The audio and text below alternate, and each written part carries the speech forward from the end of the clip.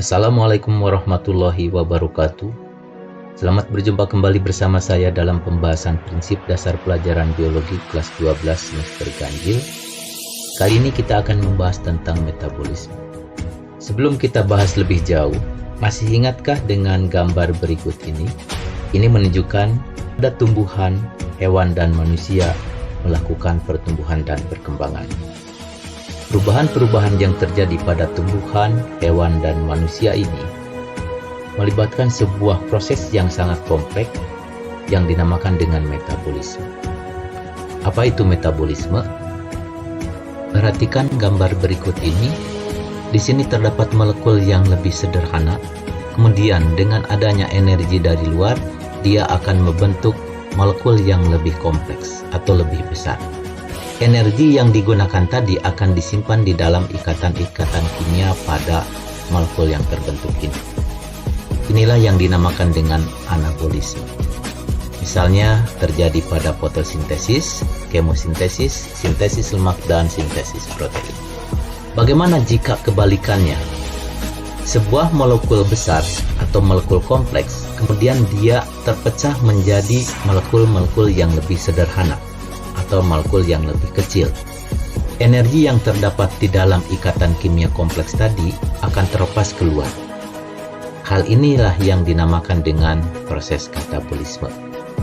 Contohnya misalnya pada respirasi aerob dan respirasi anaerob.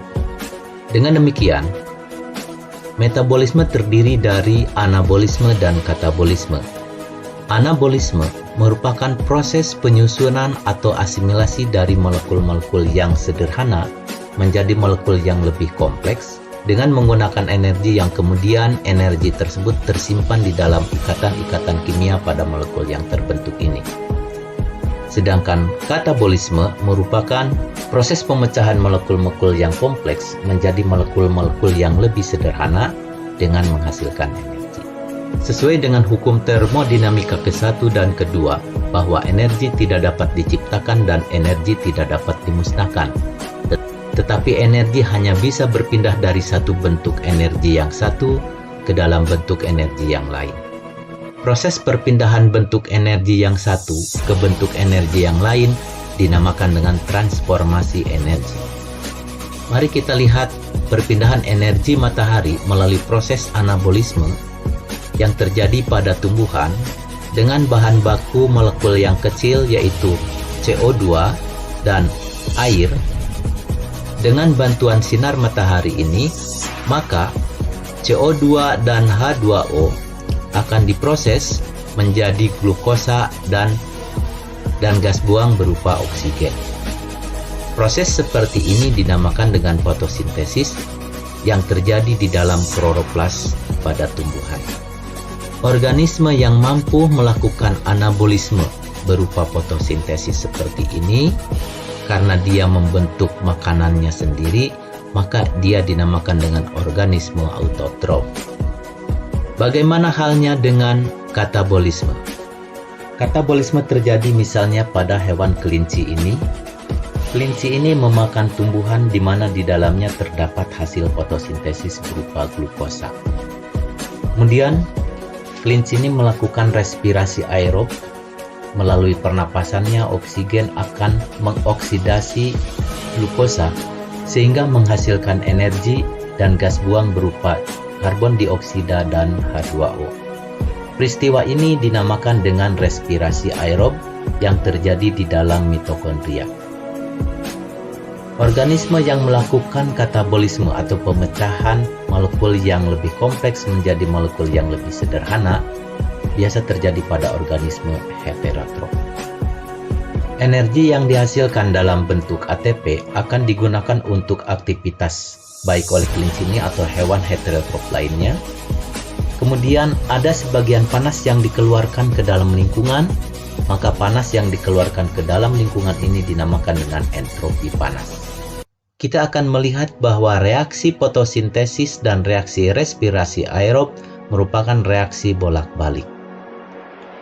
Dengan demikian, ada 3 tahap transformasi energi dalam biologi. Yang pertama adalah energi matahari berupa energi kinetik dalam proses fotosintesis akan diubah menjadi energi kimia dengan bahan baku CO2 dan H2O dalam proses fotosintesis akan menghasilkan glukosa. Energi sinar matahari ini akan tersimpan di dalam ikatan-ikatan kimia yang terdapat di dalam glukosa ini. Di dalam fotosintesis ini juga dihasilkan gas buang berupa oksigen. Yang kedua, energi ikatan kimia diubah menjadi energi ikatan fosfat dalam bentuk ATP melalui reaksi respirasi aerob. Sebagian energi ada yang dikeluarkan yang disebut dengan entropi panas, dan gas buang berupa CO2 dan H2O akan dikeluarkan. Yang ketiga, energi dari ATP akan terlepas jika digunakan untuk kerja mekanik, misalnya kontraksi otot, atau impuls listrik di dalam jaringan saraf, misalnya untuk berpikir, pembentukan enzim dan senyawa lainnya, juga untuk pertumbuhan, perkembangan, ekskresi, sekresi, dan lain-lain. CO2 yang dihasilkan dari makhluk hidup yang melakukan respirasi aerob itu akan kembali lagi digunakan untuk reaksi fotosintesis.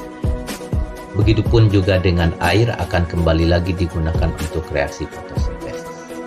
Organisme yang mampu membentuk makanannya sendiri, misalnya pada tumbuhan ini, dinamakan dengan organisme autotrof. Sedangkan organisme yang tidak mampu membentuk makanannya sendiri dinamakan dengan organisme heterotrof.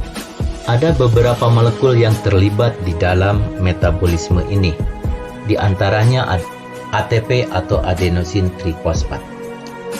ATP merupakan molekul yang terdiri dari adenin, gula ribosa, dan 3 fosfat, sehingga dinamakan juga dengan adenosin trifosfat karena memiliki 3 fosfat.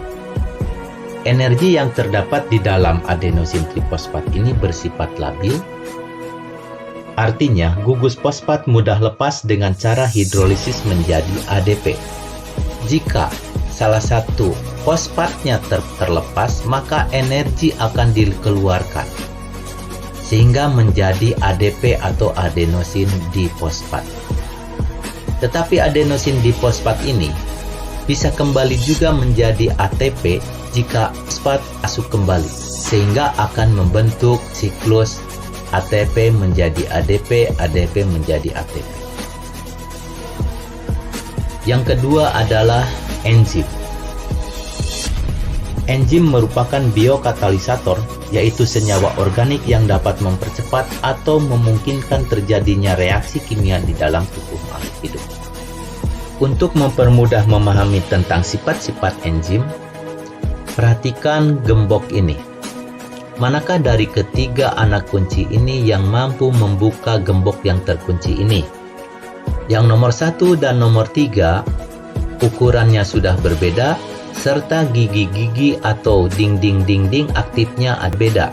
Dengan demikian, anak kunci dan gembok bisa bersatu karena memiliki dinding-dinding aktif pada gerigi-gerigi anak kunci ini sesuai dengan yang ada di dalam gembok, sehingga gembok akan bisa terbuka dan kunci bisa ditarik kembali.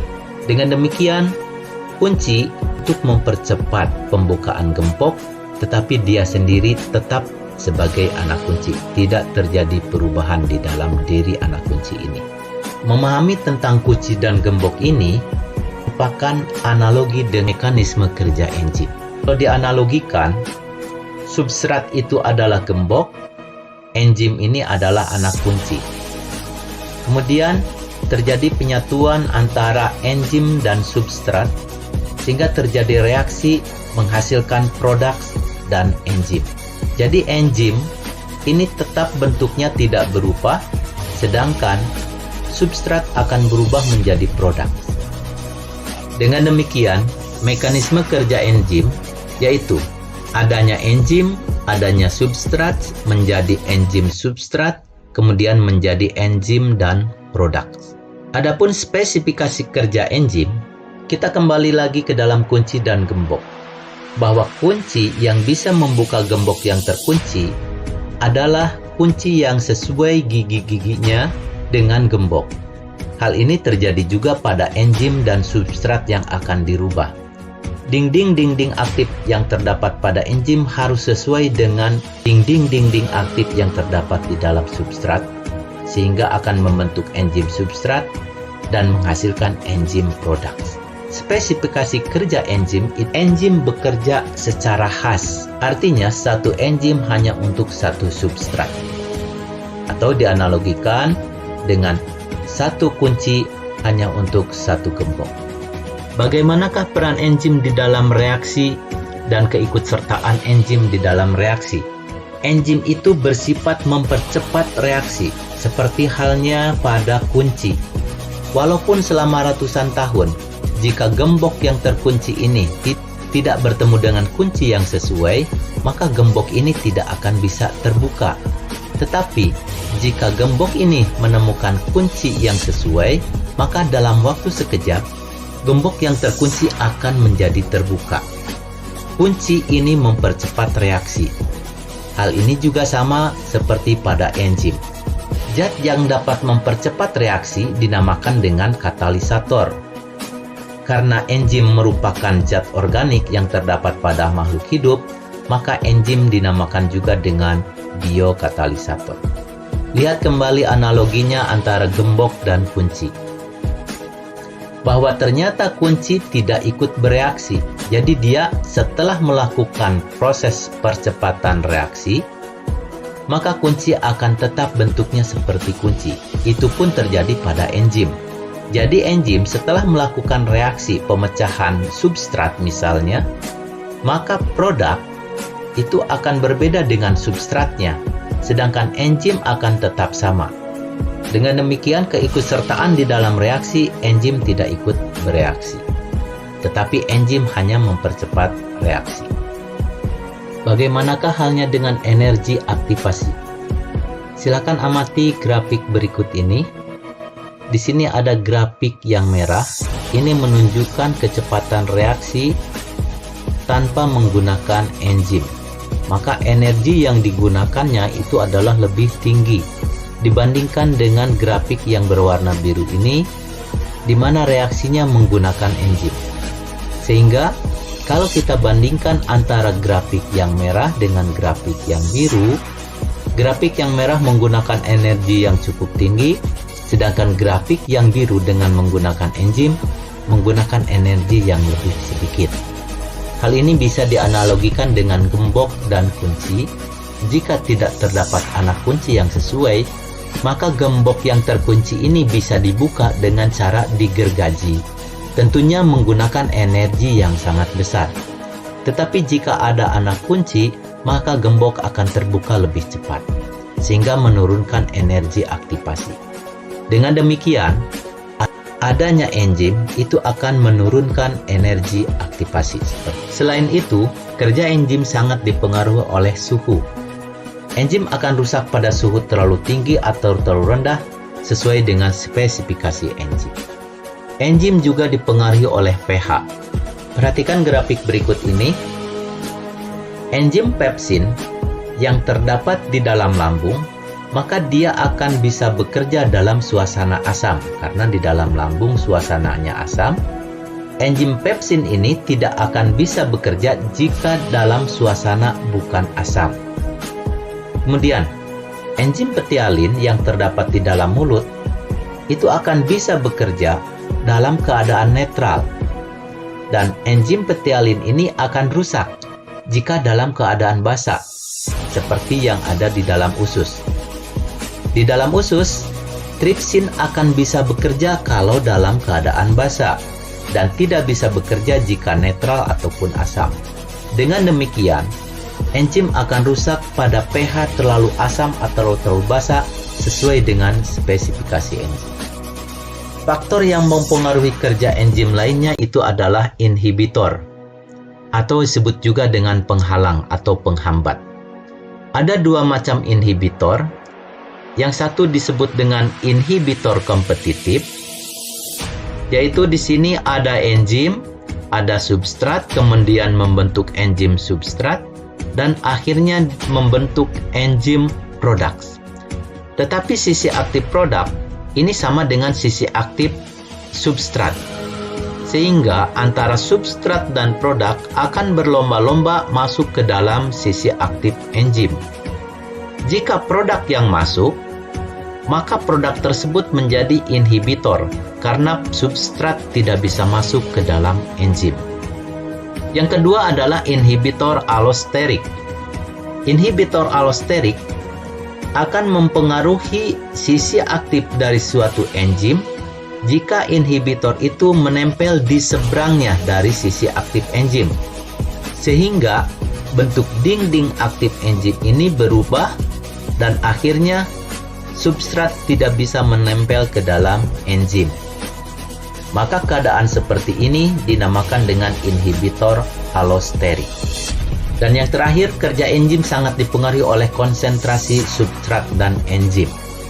Artinya, semakin banyak enzim, maka kerja enzim akan semakin cepat untuk merubah substrat menjadi produk. Jika kita rangkum, sifat-sifat enzim bisa dilihat pada tabel berikut ini. Adapun bagian-bagian enzim adalah sebagai berikut. Seluruh bagian enzim dinamakan dengan holoenzim. Holoenzim tersusun atas bagian protein yang dinamakan dengan apoenzim dan bagian selain dari protein yang dinamakan dengan kofaktor. Jika kofaktor ini tersusun atas bahan organik, maka dinamakan dengan koenzim. Jika tersusun atas organik, dinamakan dengan gugus prostetik. Tata nama enzim.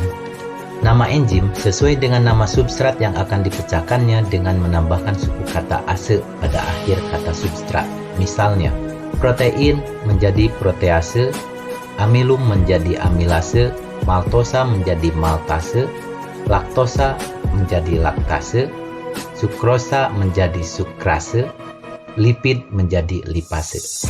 Sekarang mari kita lihat contoh pembahasan soalnya. Perhatikan grafik kerja enzim berikut ini. Menurut grafik tersebut, dapat disimpulkan bahwa grafik yang atas menunjukkan kerja tanpa menggunakan enzim, grafik yang bawah menunjukkan kerja dengan menggunakan enzim. Di sini terdapat perbedaan energi yang digunakan. Jawaban yang benarnya adalah E. Enzim akan mengurangi jumlah energi reaksi yang diperlukan, yaitu energi aktivasi. Demikian pembahasan kali ini, semoga bermanfaat. Sampai jumpa pada pembahasan materi biologi berikutnya. Tetaplah berbagi. Billahi taufiq wal hidayah. Wassalamualaikum warahmatullahi wabarakatuh.